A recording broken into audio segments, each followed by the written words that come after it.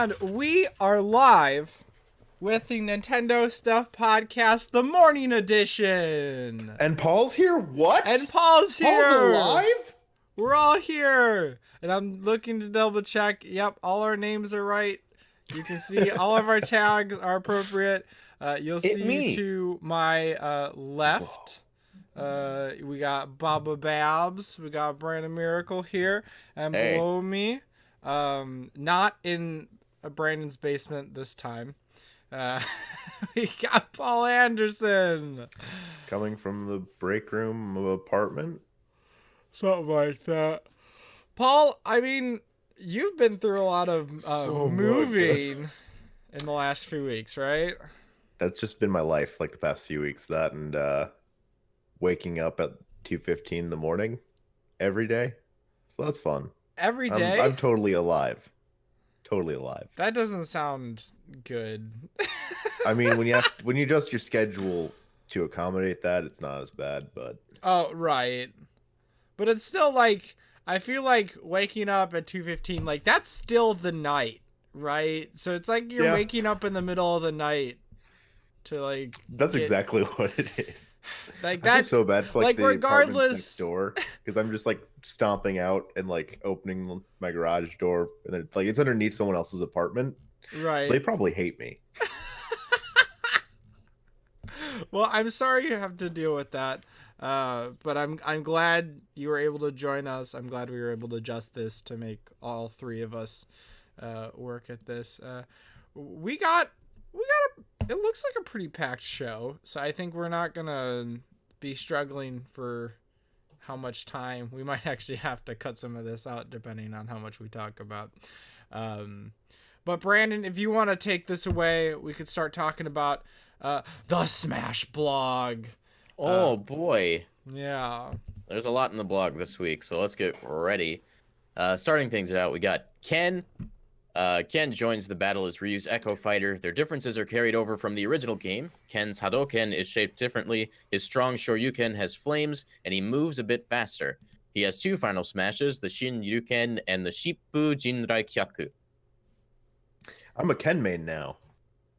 I feel like a lot of Ryu mains are saying that. I'm really into it. Ken looks They better. had me at faster. Well,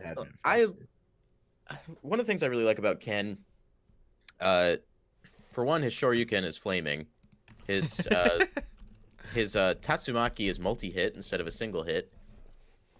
Like you said, he's faster. When he does his back throw, he like flips the whole time, slams on the ground, lifts his leg up, and then throws back. So if you're at close to the edge, he'll be good for getting cheap kills off the edge of the screen. Such detail. I think Ken is clearly the most interesting Echo Fighter we've gotten so far, if you ask me. Definitely. He's definitely the most unique as far as differences between him and his core character are concerned. I actually I might be a Ryu and Ken main. Because, why not? They're different enough, I think, that it would make a difference. It's funny, like, I remember getting Lucina and being like, oh, like, this is cool. But then, like, she's uber, like, Echo Fighter. Like, there's very, very little differences between Lucina and Marth. And then she's we get the better Marth. Yeah. I think the only difference that she has is the sword. Yeah, like that was the only one that I could think of. Is like, okay, the power isn't in the tip; it's just balanced across the sword. So she's a little bit more accessible overall. I mean, you look at Dark Pit, and he's got two changes. He's got his arrow trajectory is different, and then the trajectory of a side B is different. But like, they're the first two Echo Fighters, and they are so vanilla in comparison. Yeah, all the Echo Fighters since then. Obviously, we didn't have any until a few months ago.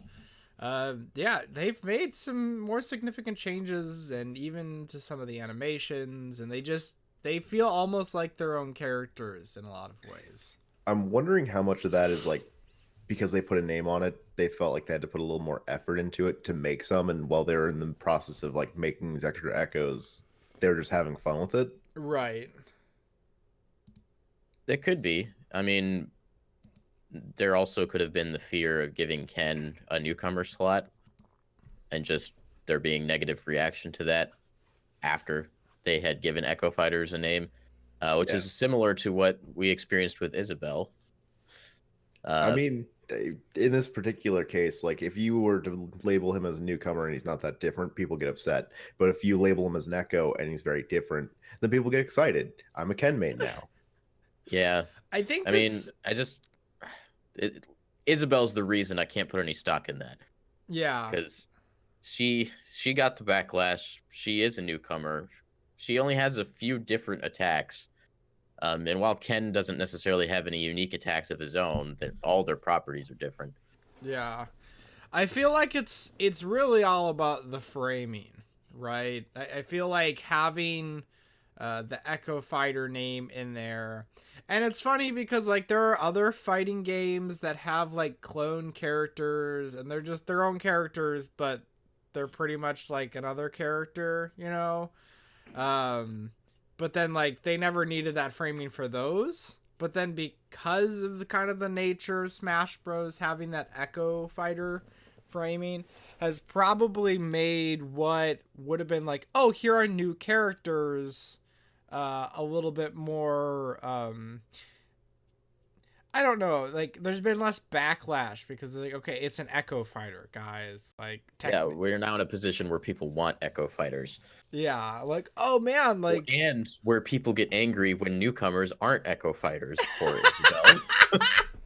I mean, I think that's again like because you have that connotation now, you expect this to be the exact same, and so it's easier to get excited for an Echo Fighter that's a little or has a lot more of those like subtle changes because Yeah. you weren't expecting that. You were expecting it to be exactly this character, and then it's Right. not. Yeah. I mean, that said, Ken also will have some unique button inputs because it's a it's a 1-to-1 drop from Super Street Fighter 2 Turbo, and I love that Sakurai goes that far. I assume he'll also have the thing where he auto turns to look at his opponent. I need it. I need it so bad. But let's go ahead and dive into the next day with the next character, Springman. Yes, I mean, the next assist character. assist trophy. Springman is coming to Super Smash Brothers as an item. Rip. All of my hopes and dreams, they're just dead. Yeah, they really nipped this one in the bud. Like, essentially, they just don't plan on Springman being in the game as a fighter. It's just gone. It's okay. Next, it's the next game. Ultimate 2 will have. That said, Springman jumps and dashes around the stage while using his stretchy arms to punch, punch, punch, just like he does in the ARMS game. In a pinch, he can unleash his powerful rush attack to pummel the opponent. There was a lot of potential for this character. I just want to say, like, I also want an item from ARMS. That's just the Headlock. arms. I want I'd headlock. I'd love to get my character with those stretchy arms to punch across the stage. If That'd you be a make fun item. headlock an item, the characters could wear headlock on their heads and they would get 6 arms. Whoa. Now we're talking. That'd be pretty cool. I don't think we're gonna get any extra items though. At least. No, and I think the full list is on the website already. Right. Yeah, so this is a little bit of a bummer, but we're going to talk about DLC a little bit later, so I'll bring Springman back up when we get there. Going to the next day, we've got one of the most famous video game songs in the world, Guile's theme from Street Fighter 2. Even fans who have heard this song hundreds of times will find new nuances in this fresh version by arrangement supervisor Yuzo Koshiro. It's hard not to like the Guile theme. Right. Oh, it should be noted that they also revealed Guile as was An the assist assist trophy? Yep. Where's his blog post? We hear about his theme before we hear about him? That's kind of disrespectful. It's okay. I'm pretty sure like isn't like everything on the website at this point? No. Or just as they There's not the roll out blog DLC stuff? characters. We're still missing some characters. Okay. Yeah, I mean, it's cool to have this song here. I will probably turn it up in my music because it's a more iconic piece of Street Fighter music than any of the music that they have in Street Fighter in the game already.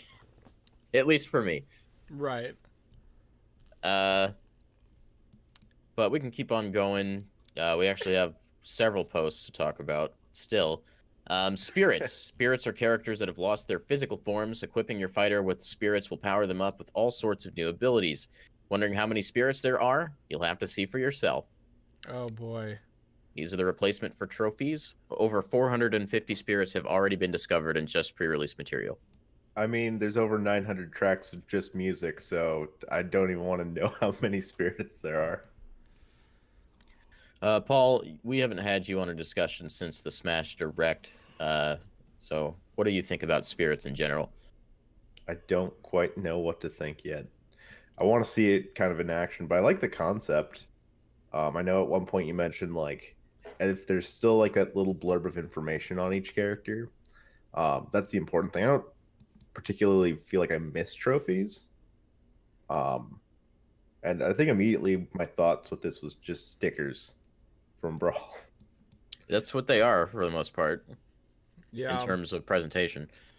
I'm okay with that. I mean, you can see. I think they did a little bit. Like you can see that there's kind of like beneath them. It's almost like there's a platform for them. You know what I mean? Yeah. In their presentation.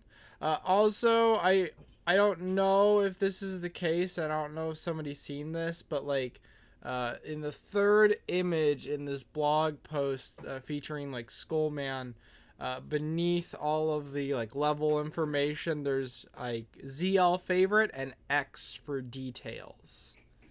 So I don't know if the details is like, and it might just be like all of the Stat specific details. well, specifically like, you know, he has like slots, right? So going into the details and throwing whatever into those slots. Or if that's like information on, you know, the character or the, you know, icon. It's mostly just characters. Yeah. If we don't have that kind of information, like, fine, I guess. I mean, I'd still like to have it. That's the only part of trophies that really appealed to me. Right. So yeah, I'm in agreement. If we have that, I don't really care. I also But- like the way you go about unlocking the spirits, though. It just these awesome event matches. That's essentially what they are. Is they are a replacement for event matches, except they just kind of go forever. Yeah. If you want to go to spirits mode, there will always be an event style battle for you to take part in, and I think that's cool. Like the one they have here on the next blog post, they have Gutsman, where you fight a giant Mega Man using Gutsman's color scheme. And basically, the conditions say the enemy has super armor and is hard to launch or make flinch. It's a stamina battle, and the enemy favors grabs and throws. That's He's a Gutsman. grappler.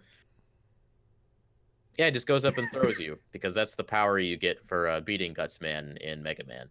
Right. So yeah, like event match was one of my favorite modes in Smash Brothers. But knowing that we have these, I don't really feel like I lost anything, to be honest.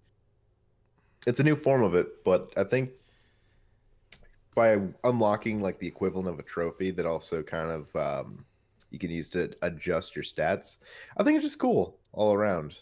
Yeah, they gave another example here. The Imprisoned from Skyward Sword. You fight a giant King K. Rool, who is supposed to be the Imprisoned. The conditions are the enemy has super armor but moves slower. It's a timed stamina battle, and a hostile Gira him assist trophy will try and protect him. That's pretty good. So what you're telling me is that Demise did make it into Smash Bros. He did. Giant Dark King K. Rool. I'm into it. I'm okay with that. I can live with that. Yeah. But we should move on a little bit. Next fighter is Captain Olimar. He battles by issuing commands to various types of Pikmin under his control. Pikmin come in different colors that correspond to different abilities. Olimar's alternate appearance lets you play as Alf from Pikmin 3. Doesn't look like he's changed all that much. But No. he's one of those fighters who wasn't in the E3 build, so we're just now starting to see video of him. I gotcha. So as of right now, there's not a whole lot to say about Olimar. There's not much I would have really felt need to be changed. He's a pretty unique character, all in all. Good morning, Logan. Yeah. Yeah, but I'm glad that he's back. He's one of the most unique characters in the game. He did seem a little unuseful in Smash 4 compared to Brawl, so maybe they'll give him a buff.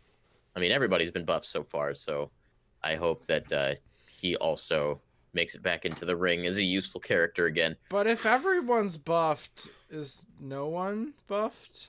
It's weird because like one of the biggest universal buffs in the game is the universal jump squat frame animation of 3 frames. So like whether you're Bowser or Mario, when you jump, it takes you 3 frames to get off the ground. And that's one of the biggest buffs that a character can get, and every character is exactly 3 frames now, Okay. which makes a big difference.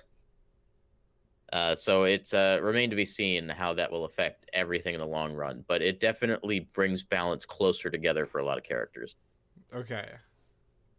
Bringing us to the next day, we have today's item, Yuri Kozukata Assist Trophy. The protagonist of the Fatal Frame Maiden of Black Water game is now an assist trophy. If she gets you with her camera obscura, you'll be paralyzed for a short time, so watch out. Was I the only person that when they started showing the camera was thinking there's like that 3DS game that involved the camera, wasn't like Spirit Camera or something? Spirit Camera is a Fatal Frame game. Okay. They Then I brought it wasn't here. crazy. They brought it here and then didn't localize the name. Well, they did, but they changed the name. But then they released Maiden of Black Water on Wii U and then called it Fatal Frame on Wii U. So weird. I love I'll this. figure out What they're doing eventually. I love this second picture with the Mario and Luigi taunts, and you Luigi's get the like face. the horrified like finger guns. I'm gonna die. I love the sound effect that accompanies the snap of the photo. The of like zombies and ghosts. Yeah. Yeah, really cool. I love the visual effects of this whole attack. Probably one of the coolest new assist trophies that they've added. And I guess the last blog post of the week brings us back to more spirits talk. Whoa. It's like There- we haven't talked about spirits yet. There are 2 kinds of spirits. Primary spirits boost the physical abilities of the fighter you equip them to, while support spirits provide special skills. Try out different combinations to power up your fighters. So basically, if you played with custom equipment in Super Smash Bros. For Wii U and 3DS, that's what this is. It does the same thing.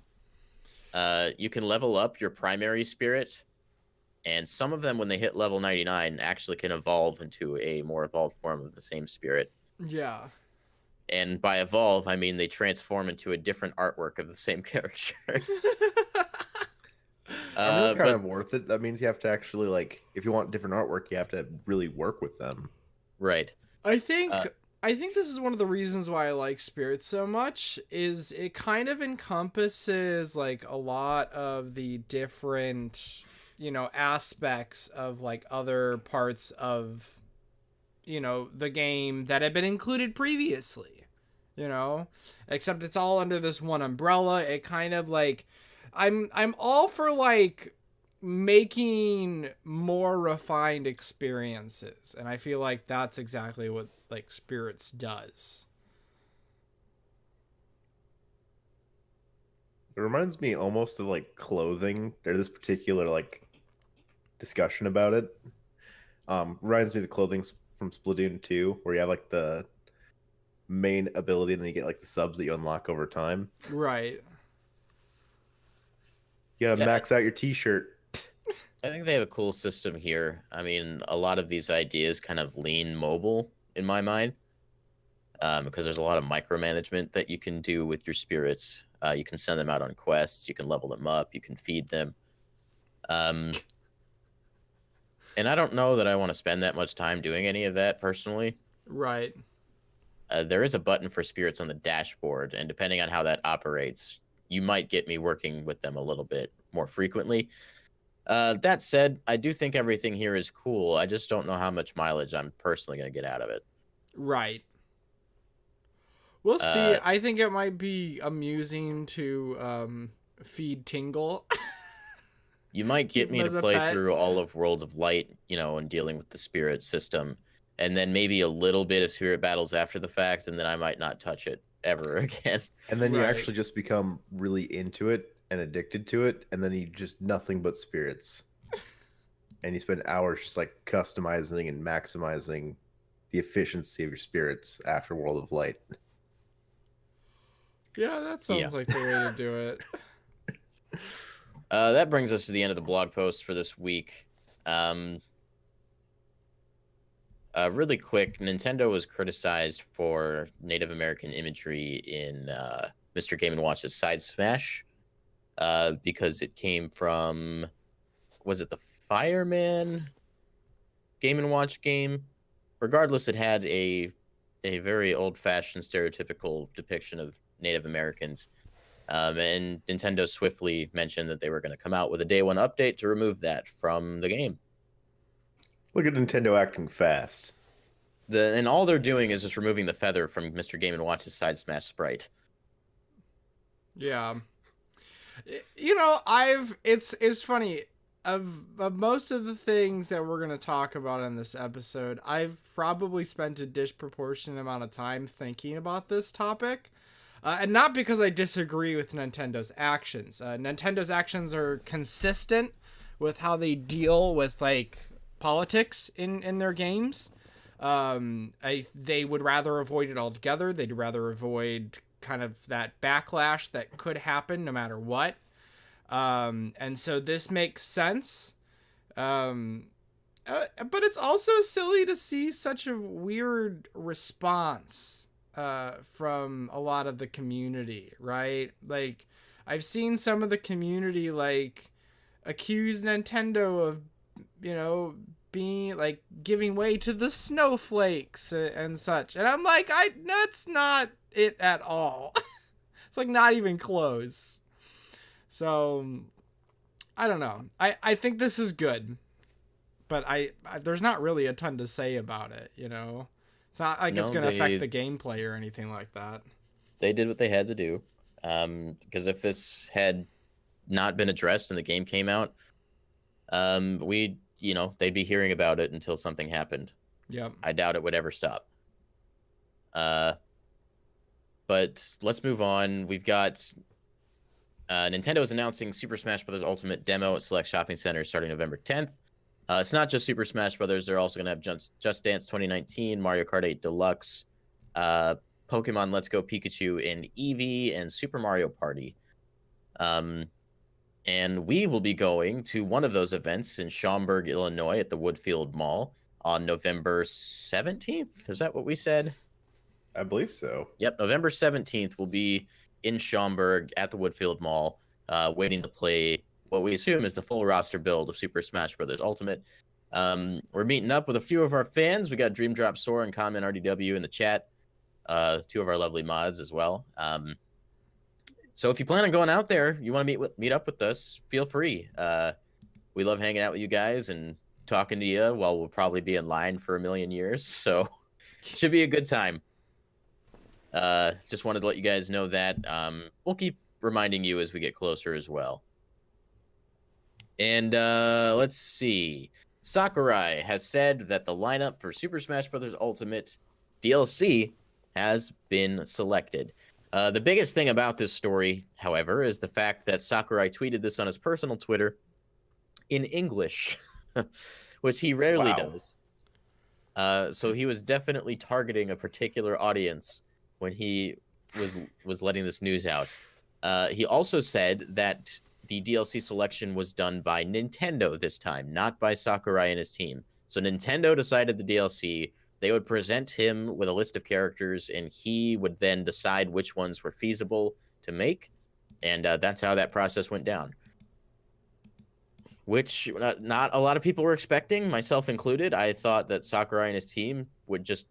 Personally, I thought Sakurai and his team already just had this list done, like, well before the game was announced. But no. Seems like this was recent. The decisions were made by Nintendo, and he also followed up that tweet by telling people to stop requesting characters because it's too late. Uh, And it's also not, on their hands. So like, don't ask me. he just kind of like deflected to Nintendo, like, I didn't choose. Don't be mad at me. It's Nintendo's fault. Hate them. uh, so Paul, I don't think I've heard your opinion on this too much, On the DLC. just on this news in particular. Oh. Well, I didn't really have much of an opinion on it. I mean, I wasn't expecting 5 more DLC fighters, so I I'm curious to see like how Nintendo, like what Nintendo chose. I'm wondering like how their thought process will be for this, if it's like they're trying to dig into their history or if they're trying to kind of follow what Sakurai was doing with giving the fans what they want, and if they'll follow really closely to the polls that they had taken previously. Um, but I mean, regardless, I will take 5 more characters, and I'm not going to be upset regardless of what they are. Yeah, I'm pretty much in the same boat, but to add some thought to that, I think the general consensus right now is that Nintendo's going to pick characters that will cross-promote for games that are relevant right now. Arms. So I do think, despite being an assist trophy, there is a possibility we could still get Springman anyway. What about Monster Hunter? Because that's the only one I really want. I still want Monster Hunter. I'm still going to hold out hope, but knowing that Nintendo is making the decisions, I'm kissing all of my third-party dreams goodbye. All of them. Oh, you don't think Steve from Minecraft? I don't even think Gino's coming anymore. Like, it's off the table in my mind. Huh. I don't think it's 100%, but I think the chances of characters like that are significantly less than before. I actually do want to ask a question. Do you guys think we'll see any echoes in this DLC, or will they all be original characters? Will we see what? Echo fighters at all in this DLC pack, or will they all be original I characters? think They they'll all be confirmed they original. won't be Echo Fighters. Good. I'd be really upset if I paid for that. He said all new characters from scratch, and we don't mean Echo Fighters. Echo Fighters could come with the DLC. You might get a character plus their Echo Fighter. That's not off the table. That's a good value right there. So I hope they consider that. Yeah, it all remains to be seen. So you're saying Monster Hunter. Logan, why don't you go ahead and just give us one pick?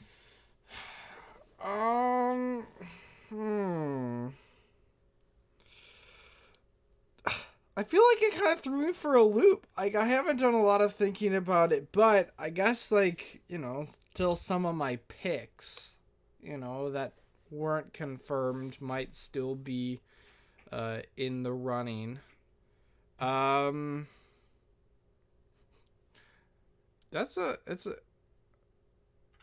I've got mine if you want me to go yeah, first. go ahead. Hold on, my phone's ringing. Live on air. Like, Brandon's Wow. phone will be a character in the Yes. new Super Smash Bros. Game. No, what's going to happen is we're going to be at E3. We'll be doing the whole Reggie's on stage, or Reggie's, CG'd or into some location like he was last year. And he's just talking about Nintendo philosophy and what they'll be doing. And then he starts talking about Super Smash Brothers. He's going to have a Samus pin on his lapel. And then he's going to announce Cranky Kong as the next character in Super Smash Brothers Ultimate. 10 out of 10, what's happening? I wouldn't mind Mario and Rabbids. Just one of the Rabbid versions of one of the Nintendo characters. Yeah, I almost expect Rabbid Peach to show up. I could see that. I'm trying to think of like other like Nintendo related titles that might be coming out here pretty soon, Fire Emblem Three Houses. Oh no. Just 5 I more mean, if Fire there's Emblem anything we don't characters. need, it's more Fire Emblem characters, right? I feel like, you made that comment about Springman kind of there still being an option. Though I think less ARMS, because ARMS is kind of like the DLC's done and such. But don't we still have more DLC coming out for Xenoblade 2? No. No, that's done and gone. Okay. Torna's out. It's over and done. Well, that still makes me like wonder like I'm not throwing it completely out the window, right? But I would still love to see a Xenoblade 2 like rep. That's not just like a Mii Fighter costume. When I was talking with Roger and David, Roger suggested the possibility of going with Adam, who's the protagonist of the Torna DLC, as far as I know. Okay. I could get deeper into who Adam is, but that would be in spoiler territory of Xenoblade 2, so I'm not going to do that. Please don't spoil that for me. Regardless, Adam is an option that would keep particular characters that people want in Xenoblade 2 still in the game. Mm-hmm. So if we don't get Rex, I would be okay with getting Adam in his place. Yeah. That said, I do like Rex personally, but Sakurai has already made it pretty clear that that Rex didn't make the cut, and if that's the way it is, that's fine. Yeah. Didn't we get a Rex costume at least? Yeah, and that's when he told us that Rex didn't make the roster. He did make the roster for the Mii Fighter. He didn't say Pyra didn't make the roster. He said Rex didn't make the roster. I see what he's doing. I respect that. Okay. I see what he's playing at. Let's see. Dream Drop says someone brought up if they wanted to put Springman in, they can replace him with his robot clone thing from ARMS as the assist trophy, while Springman gets the slot. That's a good point. Springman. They could also give us Ribbon Girl or one of the other ARMS characters as an Echo Fighter. I'm not letting this dream die. I really want ARMS representation more than just an assist trophy. There's a Ribbon Girl me outfit. Close enough. Okay, I'm satisfied. Logan, have you thought of a pick yet? I was talking about Xenoblade 2. Oh, Xenoblade 2? Okay. Yeah, that was like kind of my biggest thing, and I still need to get around to actually getting that game, and I want to, but it's gonna be a minute. I really like Xenoblade Chronicles 2. Lots of characters in that game. They have a whole treasure trove of people they can pull from. Moving on, though, that's it for the Smash Brothers news for the most part. We'll be talking about Smash probably again every week until launch, and probably after launch. So yeah, because we're still gonna be playing it, and we're still gonna be, waiting for those DLC characters to drop. Piranha Plant coming out in February. Yeah, I'm so excited for Piranha Plant. Piranha Plant has the opportunity to come out on my birthday, and I'm very okay with that. I mean, that's the ultimate birthday present. Same, considering my birthday's like 6 days before 6 days yours. Before mine. Yeah. Man, and me with a stupid September birthday. Yeah, dumb September birthdays. So moving out of Smash Brothers news, kind of off the heels of Halloween, coming from My Nintendo News, respected actress Brie Larson has revealed that she is a super fan of the Metroid franchise because she dressed up as Zero Suit Samus for Halloween. She also said on Twitter that she would love to do a Metroid movie. She quoted Simon Hernandez Arthur. He said, dressing up as Samus Aran for Halloween is as close as we're getting to a Metroid movie, isn't it? And she said, I hope not. I want to make that movie. I'm down with that. I would watch that movie, like 110%. I think Metroid as a live-action film is the most logical choice of all of Nintendo's properties. Oh, yeah. It's the grittiest. It would definitely just fit the best in that kind of setting, especially with like the kind of story that they'd be able to tell. Yeah, I mean, like you look at the character of Ridley and some thematic elements of Metroid as a whole, and it's based off of Ridley Scott and the Aliens franchise. It's already kind of a snugly fit with movies. Yeah. So yeah, this is kind of cool to see. I love that some celebrities are showing their love for their favorite video games, and I'm going to skip down to the last story that we have on the list because it also ties in with this. Lady Gaga reveals that she's a fan of Bayonetta. On Twitter, she said, "When you beat Chapter 4 of Bayonetta and then realize Chapter 5 is going to kick your butt, we PG boys, secret hashtag gamer girl, the shadow remains tough." I'm not surprised by this in the slightest, honestly. I mean, it's not like gaming isn't mainstream at this point. You know what I mean? Like the amount of people who'll be Yes, playing that's like true, but she's playing a very niche game. well, also with a female protagonist. So I mean that might be part of the draw. And then also just it's also a highly rated game, you know. Hmm. So, I mean, there's a lot of factors that could go into why she would enjoy it. I mean, anybody who's into action games would be really into this game, considering just how well the game is executed. But I mean, props on her. I still haven't really touched Bayonetta all that much, so she's ahead of me on that regard. So are me and Paul.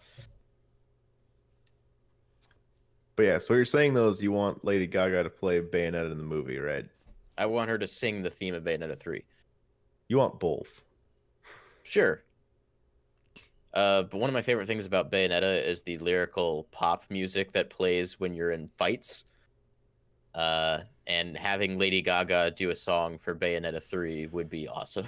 Yeah, also Lady Gaga's like voice would just I feel like it would really fit that style really well. You know, like even thinking about like the World of Light trailer and the like the vocal performance for the English translation, like I think it's pretty underwhelming, but then I think about somebody like Lady Gaga performing it and I'm like, "Oh, I think that makes a lot of sense." So I would love to see if they could elicit a performance from Gaga for Bayonetta. Yeah, I would be very okay with that. If you haven't heard the theme songs of Bayonetta 1 and Bayonetta 2, give them a listen because they're bopping. They make you feel amazing when you're fighting in that game.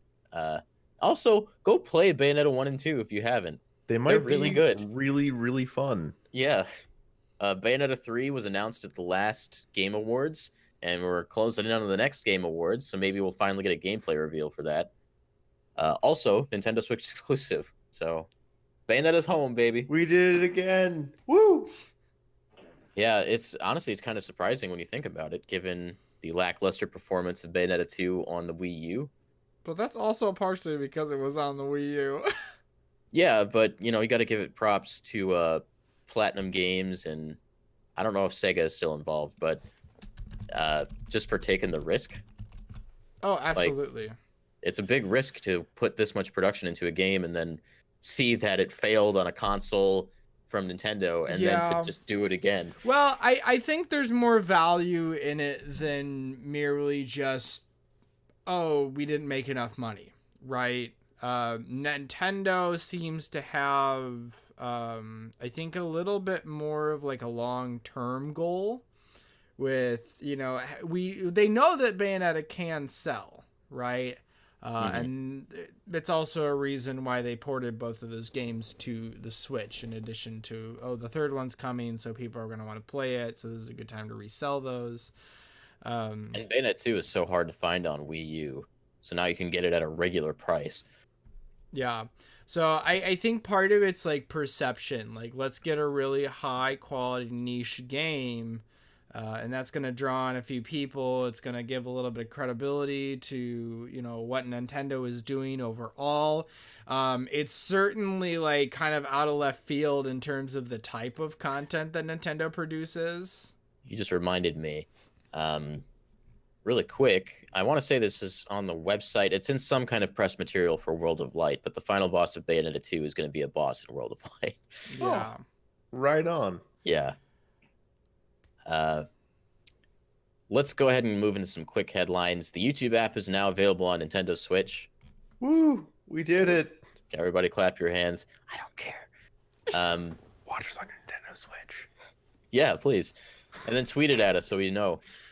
Nintendo advertises some Zelda-related job listings. It's worth bringing up, but, I mean, this is obvious, guys. We know that they're working on another Zelda game. As soon as they finish once they wrap on one game, they just move to the next one. Yep. That's They what don't There's no care happens. about- breaks in the Zelda development cycle. Hopefully they all get some vacation time, but at the same time, like, They they've go already home, like hug their kids, started doing and then design make the next Zelda. documents. That's how it works, right? Yeah, just brainstorming. Because I mean, that's what creators do. Like, you finish the last thing, and you're like, okay, well, I guess what are we doing next? I already haven't seen my kid in a year. I don't need to see him now. Oh Lord.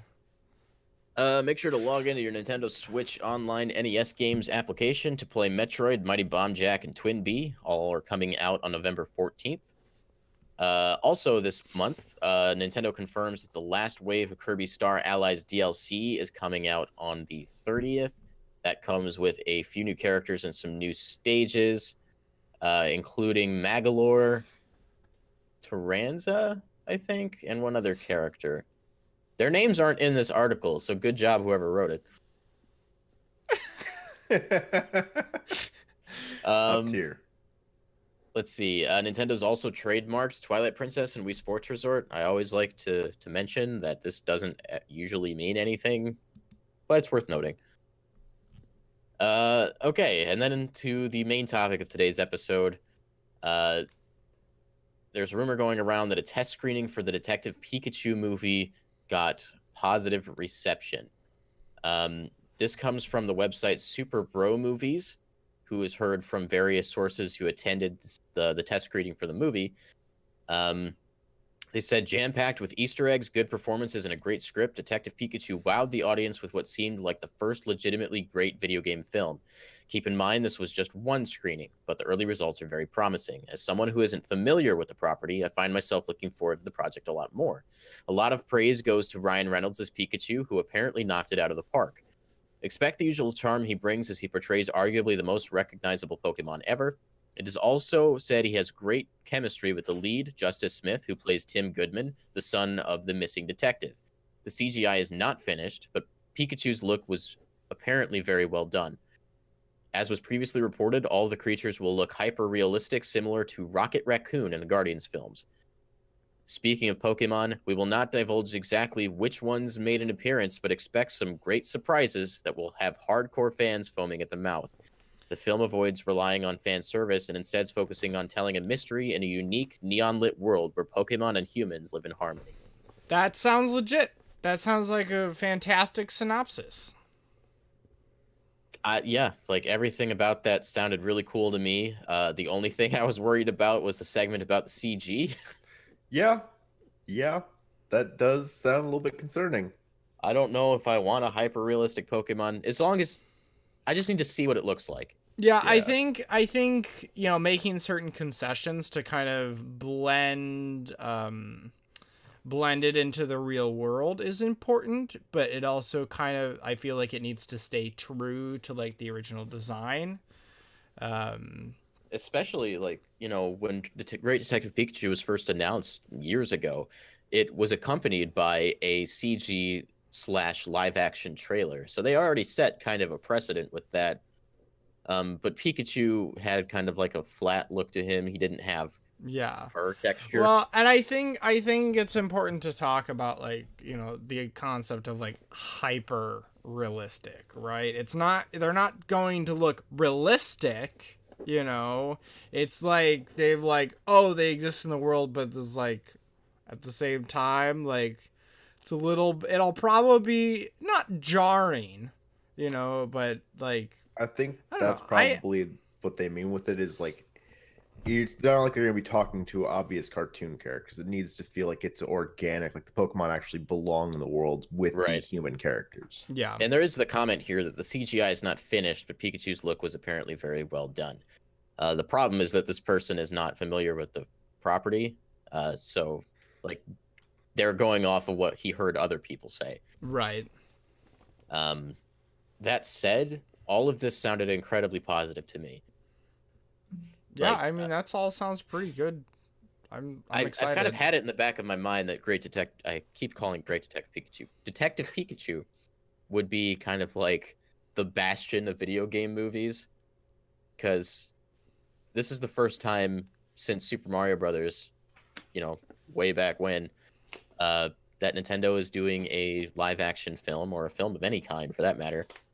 And people are kind of looking to them to be the ones that break the curse.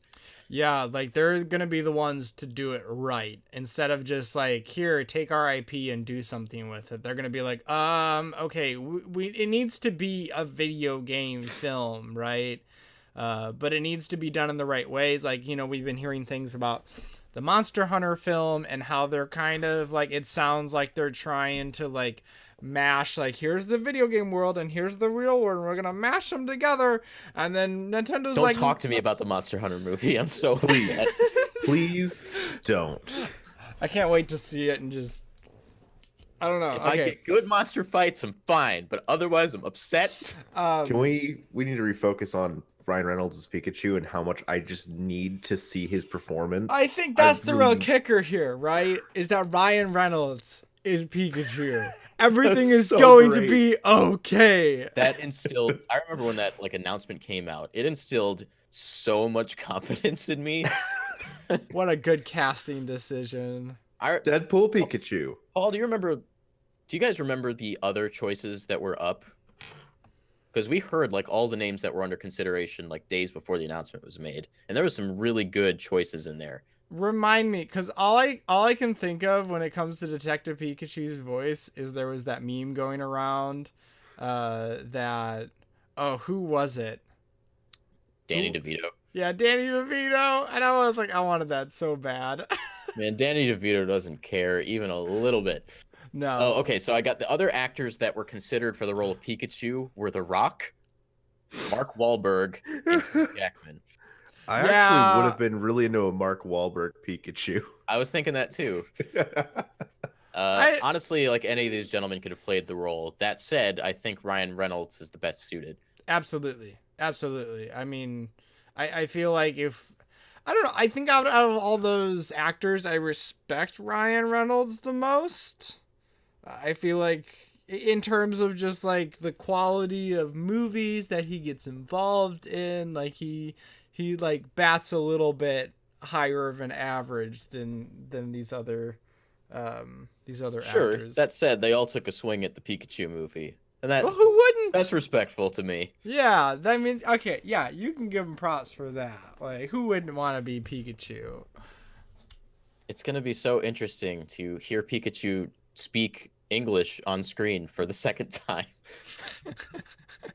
Can we go back and have Ryan Reynolds just do that first time over again? So I mentioned that the one thing that worries me is the CG. Where's the story? The first trailer for Detective Pikachu has been rated and will be released very soon, presumably before Fantastic Beasts: The Crimes of Grindelwald, So, which like, premieres at the end of the week. So by Thursday, this trailer should be out.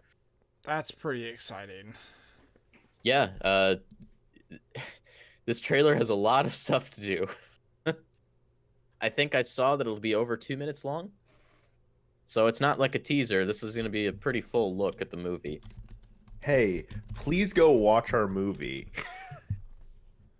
There was one guy who worked for that website that I mentioned earlier who mentioned that there was a character that they saw that would be a big surprise for fans, and it might be dumped in the trailer. He also says he hopes they don't put it in the trailer because it would be really good to keep that secret. Mewtwo.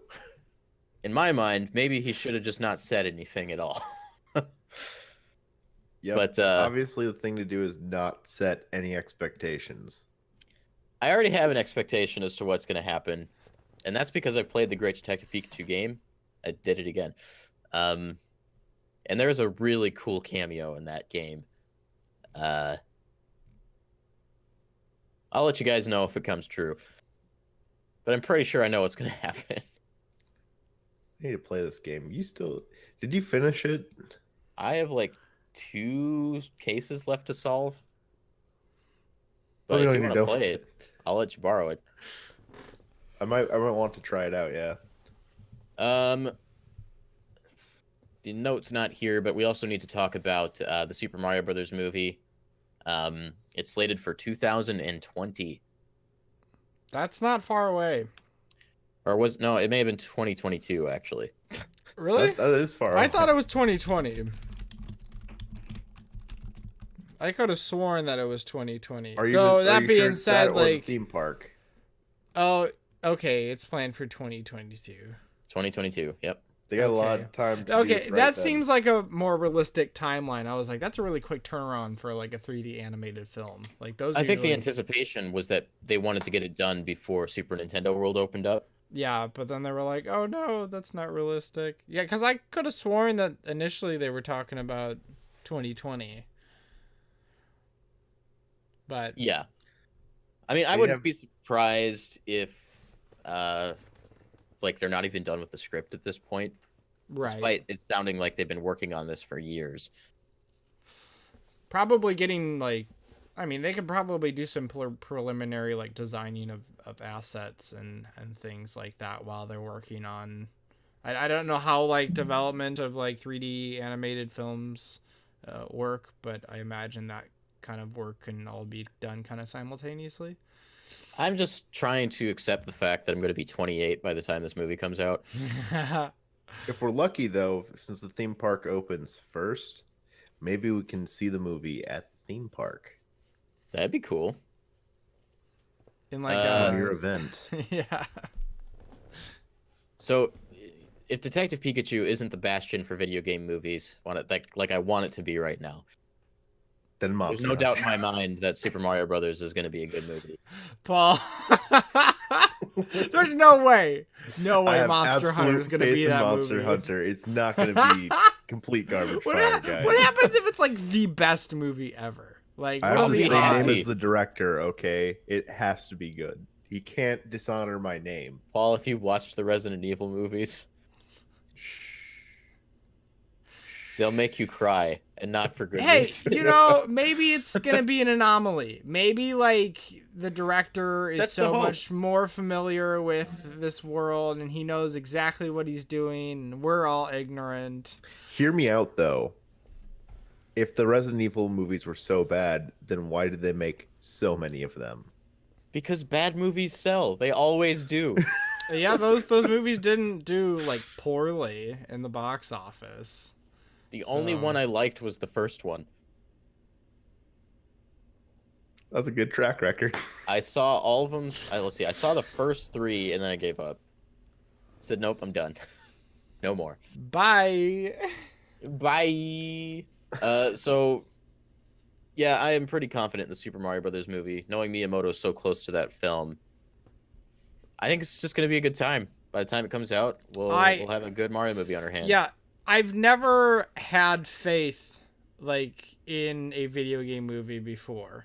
But even with nothing to show for it and knowing that Miyamoto's involved and it's Super Mario Bros, I have faith in this film. Especially after watching like the Pikmin shorts that Miyamoto directed, like those Yeah. are just so charming and they're very much Pikmin. They're what you want to see when it comes into like a video adaptation of a video game. Next, they just need to do some anime with Kid Icarus. Honestly, Well, that brings us into another conversation Oh, okay. that we need to have before we move on. The producer of the Castlevania series will be revealing his next video game project on Friday, November 16th at 1 p.m., but he didn't say what time zone. I would just assume it's the West Coast. It's all of them. It's every time zone. They will target your location, Was it and The then they'll Verge? make sure you get that- exactly at that time. What was there was a publication that came out with a rumor saying that this was going to happen and also that it was going to be Zelda. The Wrap is Wrap. reporting. Yeah, Okay. the video game series in question, and this is coming from Hypable.com. In question is The Legend of Zelda's TV show, which I think is. I mean, honestly, if I've been asking, like, especially after some of those like animations for Smash, like with the was it the pit reveal or the Palutena the reveal.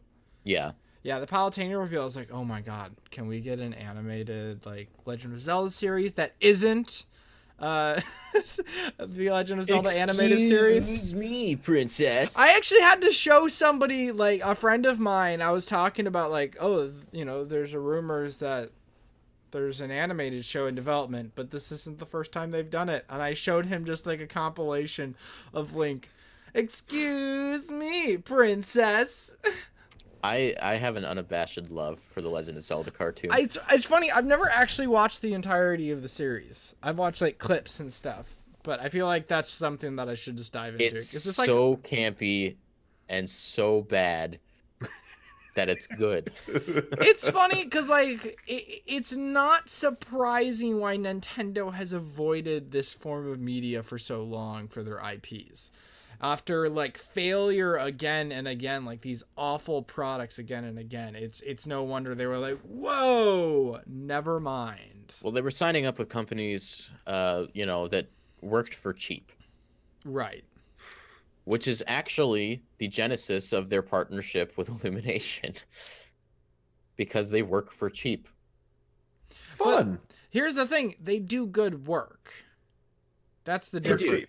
In terms of and we're not talking about like the quality of other movies, because like the directors can change, like that's not just with the studio, right? The and I think movies look nice at the very least. Exactly. I was talking to my roommate about this last night. It's like, just because it's Illumination doesn't mean it's going to be the same directors as the movies that you dislike or that you think are too memey, like the Minions, but the animation is top notch. And that's why that matters. And when I think that's about why the I'm visual positive. style that comes with Illumination movies and compare it to what we already have with Super Mario Brothers, that's a 10 out of 10 perfect match. Yeah. I will also be interested to see like how much they like sway between like, okay, like the standard Mario design and like something original, and I'm wondering if Miyamoto's going to keep them in line with their kind of code of designs or whatever they do. I 100% anticipate that Mario is going to look exactly like we already know he looks. I would anticipate probably the same, though. We might get some extra, like detail on his character model with some high quality texture, maybe some hair. Is he gonna do any plumbing though? I can. Oh man, There will be a plumbing joke in the movie. I'm guaranteed. envisioning a teaser trailer, and it just being like a close up of Mario's mustache, and him going like this, and it just being really, really detailed, and like you don't really know, and then he backs off, and it's like, oh, it's Mario. It's like the teaser for the Lorax. Yeah, like that, except Mario. Back to Zelda. So Let's not get it, Chris. The rap, they released that article, and Logan, you didn't even realize this until we started talking before the show, but then the producer himself posted on Instagram that he was going to make the announcement. And he specifically said that it's based on an iconic Japanese video game franchise. Yeah, I think because like the rumor was started that it was Legend of Zelda before he announced this, I think that makes it pretty likely that he's going to be doing this Legend of Zelda series, and I couldn't be more excited at the prospect of this, right? Like, this is the most exciting thing that could be happening right now, at least in terms of like my tastes, right? Castlevania has set a very high bar. Yeah. Like, that series is really, really good. The animation is great, and just to and I am concerned in terms of like how they're going to handle the story and what aspects they're going to touch on. Like, is Link even going to be in this series? If he is, is he gonna be featured? We get a series just about Ganondorf. I'm serious. I would watch that. Oh, me too. Like, or maybe they maybe they go like from a different angle and they don't introduce Link until later on. And then if they do Link and they give him a voice, like they're gonna have to like knock that out of the park. Because if it's not absolutely perfect, like there's going to be backlash. He's gonna get kicked in the throat in the first episode. Hear me out though. He starts Just trying to speak. Rivali. Just Rivali, the series. Just Rivali. That raises a good point, and maybe a discussion that we should have. Does this adapt a story that we've already had, or will this be something new? Yeah, I don't know. I mean, is the Castlevania series adapting? It's an adaptation of Castlevania 3. Okay. That's a think it good depends, like, question. The Just Ganondorf, like it'd be cool to see like his perspective and the like genesis of his like eternal struggle with Link and like over different incarnations for different seasons and kind of showing that Yeah, story. do like different hint- do like different games for different seasons. I was gonna say they hint at Ganondorf's motivations towards the end of Wind Waker, where you find out that his goals aren't necessarily evil in nature.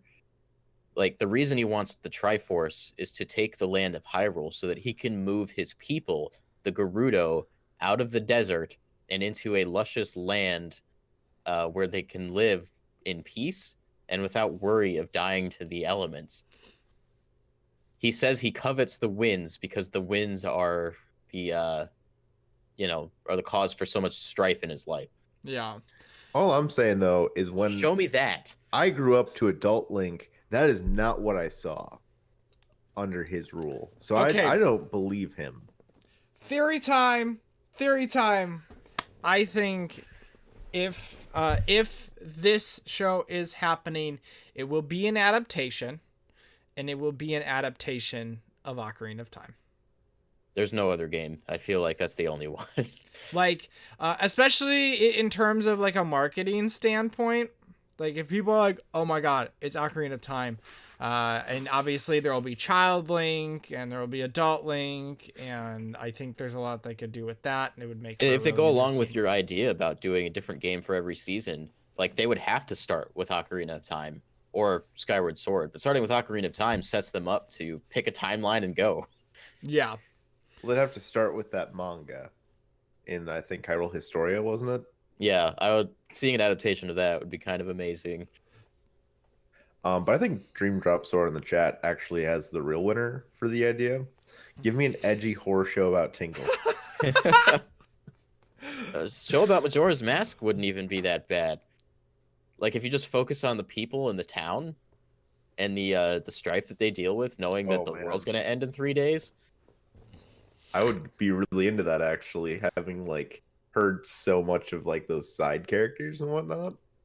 Yeah, that's the bread and butter of Majora's Mask. There's a lot of room to make that a good TV show. And the twist is that the ending is the bad ending, and Link fails, and the If Link fails at the end of the Ocarina of Time show, one, really ballsy move that I appreciate, and two, that would then get us an adaptation of Link to the Past, right, which is like right. the second most well-known Zelda game. Yeah, at I was this about to point. say, like, that's like a legit ending that leads to a different part of the timeline. We could also get a series about Breath of the Wild that takes place after they've beaten Calamity Ganon and the rebuilding of Hyrule. I would watch that. We could build a new threat while also seeing Hyrule come back together. Yeah, that would be amazing. There's so much that they could do. I feel like the safest thing and the thing that's most likely is they'll adapt a game, which I would be okay with. Outside of that, the second most likely is like doing like a sequel of sorts, like maybe one that just Link isn't included in, because like that's a tall order, and maybe they just want to avoid that altogether. Let's get Linkle. Linkle is canon. Paul is fired from the Break Room Arcade. So Wow, say not that progressive. I see. say that this ends up not being Zelda. What is it? Kid Icarus, please. I just really want that. Yeah, I don't know if that's gonna fall under iconic Japanese game franchise. Unfortunately, It should. it Um, definitely should. Well, here's the other question. Like, is it a surefire thing that it would be a Nintendo property in that case? No, because I already have a guess in my mind, and it wasn't a Nintendo franchise. Hit me with it, boy. Street Fighter. Street Fighter. I was kind of thinking that too, actually. Why I would think it we would be need a Street Street Fighter adaptation when we already have the Yui Bowl film?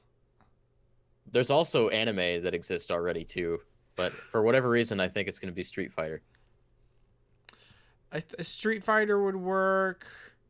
I'm having trouble thinking about like what else there would be. Maybe I was gonna say Phoenix Wright, but I'm like, wait, we have that already. I feel like Metal Gear might be one. Oh, I would watch all of that. Like Every episode. That's pretty iconic, and like Castlevania's already got the gritty part of it. I think Metal Gear might be a good choice as well. I think you've swayed me from Street Fighter to Metal Gear, mostly because You're I want that welcome. really bad. I mean, there's also that movie that, isn't greenlit yet, but still. Who knows? day. Everything's there. We have entered the age of video game media going out, into other forms of media. Not that they hasn't been in other forms, but like. Can't wait for that Sonic the Hedgehog movie at the end of 2019. Oh God! Conmen in the chat had some things to say about the Sonic film earlier, and I was like, Paul, do you "Oh have another no." guess that's not Street Fighter? Well, going back to Metroid, I think a Metroid series would be great, but Ooh. isn't Metroid not as popular in Japan? I think you're right. I think Metroid is bigger here than it is in Japan. But that I would mean, also It's still an that could be a iconic great Japanese series, game yeah. franchise. Yeah. Right. Kirby. Give me another Kirby show. Better F-Zero. I love the Kirby anime. It's campy as it could be sometimes. 150 episodes of pure bliss. Let's get that F-Zero It really anime is. back. Like, even if you I enjoyed watching that show. I think it's the only Nintendo show that kind of just was able to pass. Well, Paul made a good point. The F-Zero anime wasn't that bad either. I never watched it. Well, they only dubbed 13 episodes. Oh. The dub was bad. I mean, the dub of Kirby isn't that great either. But at least Kirby sounded good. Were both of those 4 kids? Yes. They made Meta Knight Spanish, and they gave DDD like a Brooklyn accent, I think. Yeah. And then there was Eskar Goon, who had his own accent. Everybody has an accent in 4 Kids shows. That's just not what you would expect it to be. Like Joey Wheeler, the Godfather of games. Hoshino Kabi. So yeah, we'll find out what that show is going to be on Friday. I'm very excited to find out. Even if it's not Zelda, I'll definitely give it a watch. Because they've proven themselves with Castlevania that they're capable. Yeah. Can't wait to see more. Hopefully they get the animation team that's on Castlevania as well. I would imagine, hopefully, that they would, because that studio's top notch. Oh yeah, for sure. So that was a lot of video game movies and TV to talk about. Kind of weird that they all kind of showed up at the same time. That said, a couple news topics to talk about. Nintendo is suspending all video streaming services on the Wii after January 31st. So if you're still watching Top Chef in SD on your Wii on Hulu, it's probably time to upgrade. You're paying for HD. Watch it on an HD console, okay? Do it for you. Do it for you. A couple stories from President Furukawa. He says, our focus at this point is on boosting the appeal of the Nintendo Switch Online service. We need to further enhance the content of the service for the subscriber base to reach a certain size. So that is what we're working on, with the understanding that the time it will take to do so will be measured in years. They're also not releasing their subscriber numbers. I'm not They're playing surprised. That game. spells bad news in my mind. I don't think it does. I don't think it does. Nintendo likes to keep a lot of I don't know. I think as they're starting out, they're still trying to figure it out. I don't think it's necessarily bad necessarily. I think at Um, the very least, it's clear that they're probably disappointed. I would agree with that statement. It's because they didn't release Smash side by side with it. Yeah, I mean, once Smash has been out for a few months, or maybe even after Animal Crossing, we'll get numbers I that think will better reflect it. between those two franchises, the numbers are definitely going to turn around. But right now, unless you really still love playing Splatoon 2, there there's not a whole lot that I feel like you need the subscription for. There's Yeah. nothing like The only super other game compelling. I'm compelled to play online that's not Splatoon 2 is Mario Kart. Yeah, and then most people who probably have Mario Kart are playing it locally. Specifically like families, right? So families will buy their Switch and then they'll play locally, and I don't anticipate like a bunch of kids are gonna be like, oh yeah, let's go online with our friends. It's like that's just something like an older like demographic, is going to be engaging in, and that's I think they'll bump up numbers with Smash. The free to play games like Fortnite and whatnot didn't require the subscription, right? No. No, they don't. Yeah. So I mean, like the biggest active online games right now are probably those free to play ones. So definitely gotta wait for Smash and Animal Crossing. Yeah. In addition to that, during the recent financial briefing, I think they had last week, he also answered some questions. One of them being, a lot of people seem to feel like there are major titles from other publishers that are missing on Nintendo Switch. Are you currently doing anything to address that? Also, do you think the situation will change the next fiscal year or later? Furukawa replies with, we believe that giving consumers a wide selection of software is an extremely important part of operating our platform. That is why we believe the introduction of a variety of titles from many different software publishers. Even so, I do not think it's realistic to expect that every major title will become available on Nintendo Switch. We are speaking with publishers about them actively putting titles on Nintendo Switch that would be an especially good fit for its unique features as a home console system you can carry around, including handheld mode and the ability to bring systems together for local multiplayer.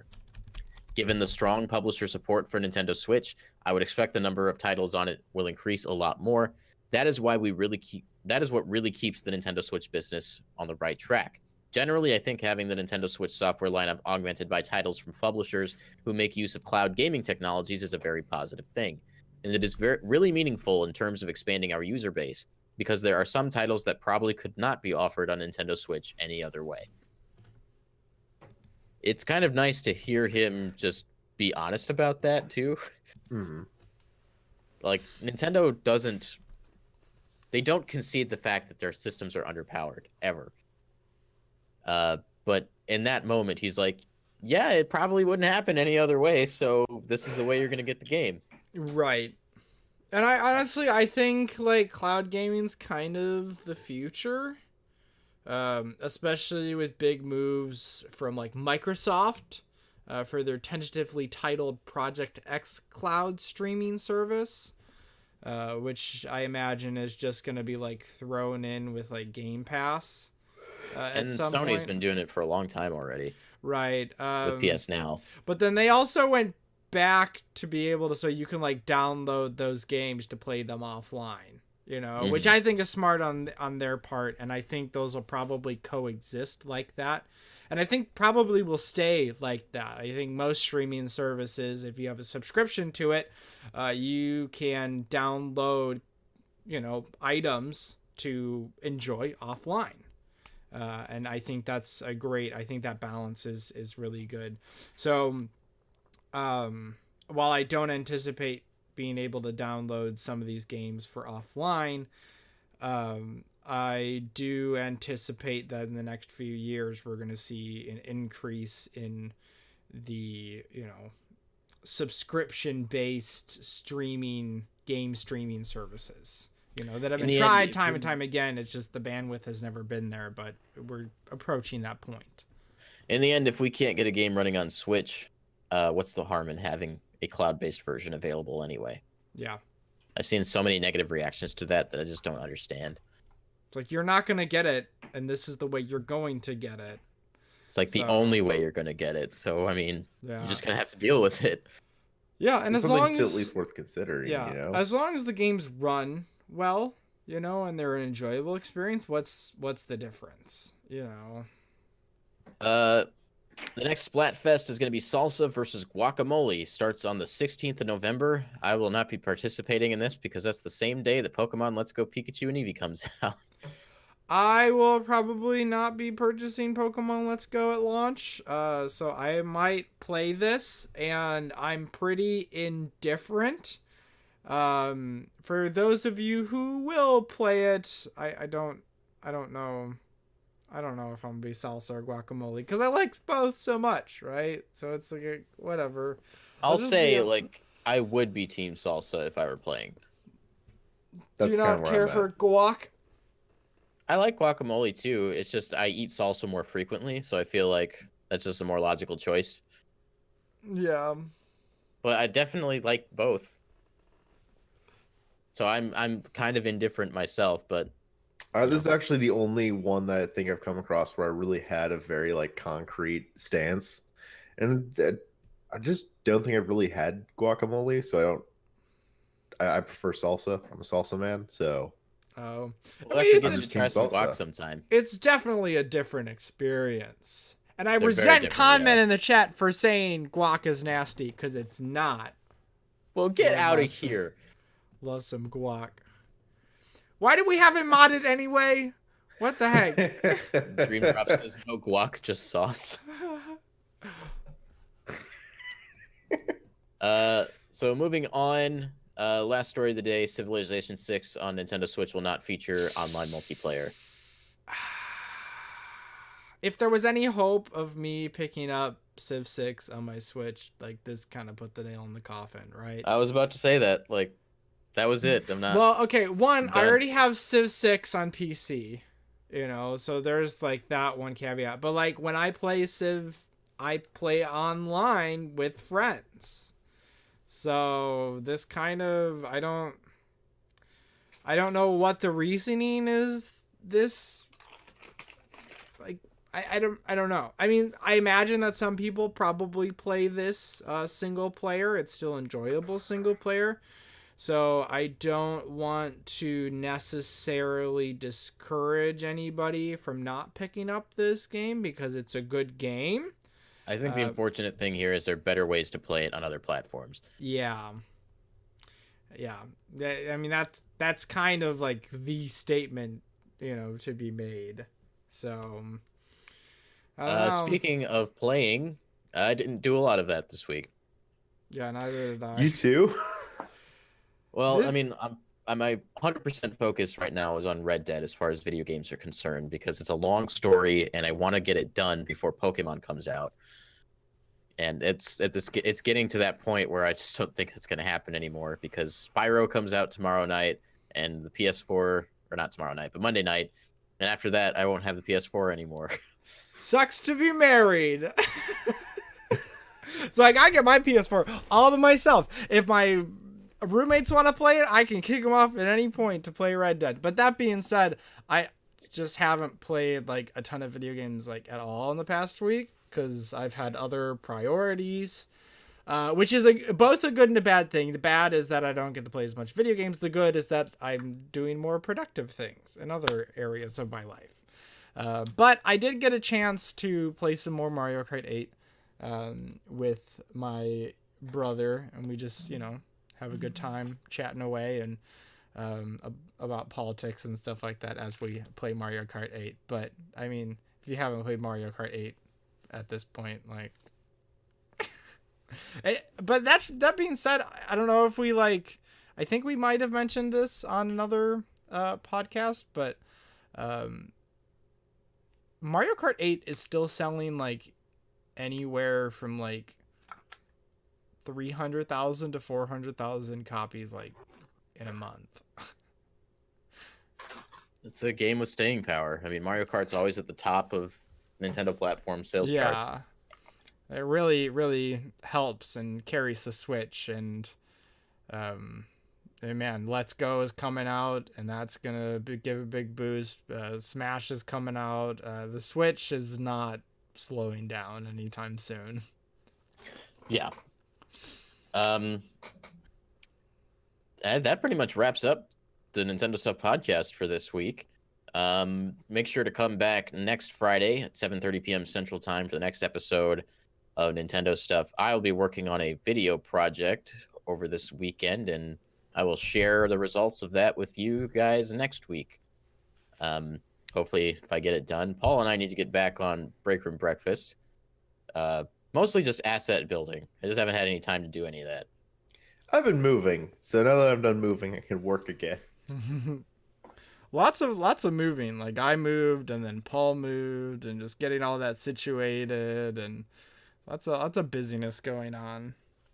I'll be picking up Pokemon Let's Go Pikachu on Thursday night. So I don't know if I have any streaming plans for that as of right now, but if I do, I'll let you know. And then make sure, once again, we're going to be in Schaumburg at the Woodfield Mall on Saturday, November 17th to play Super Smash Bros. Ultimate. If you want to meet up with us, we will be there at the Nintendo Holiday Event 2018. So definitely come hang out with us. Should be a fun time. And the Detective Pikachu trailer should be out sometime next week. I anticipate we will give you our thoughts on that on next week's episode. So next week will probably just be a follow-up to today's episode, since we'll have some tangible media to discuss. And then as far as the Breakdown podcast is concerned, not next Monday, but the Monday after, we'll be back with the next episode of that. Well, maybe we'll change that. I don't know. I can tell you now that if it's on Monday, I definitely will not be there. Me and Logan have had the time to watch entirely full seasons of shows since we've had you on last. I've also watched entire seasons of shows. I just haven't been here. Yeah, I don't know what to say about that, but We'll figure it out. We'll keep you posted. We'll do something with it. And that pretty much covers it. If you want to follow me, I'm at Babs. You can follow Logan at Loggy Dubs. You can follow Paul at Gunny Source. You can follow us as a collective at Break Room Arcade. Join our Discord. Link is in the description if you want to chat with us about all the stuff that we've talked about in today's episode and more. If you really liked what you saw here and want to help us out, leave a like on the video, subscribe to the channel to see what we're doing next. If you really, really want to help us, we have a link to our Patreon in the description. You can donate as little as $1 a month, and you get some cool podcast perks along with that. So I want to thank you guys all for watching. But with all that in mind, don't break your backs, breaking the games. But for now, break time's over. Have a wonderful Saturday.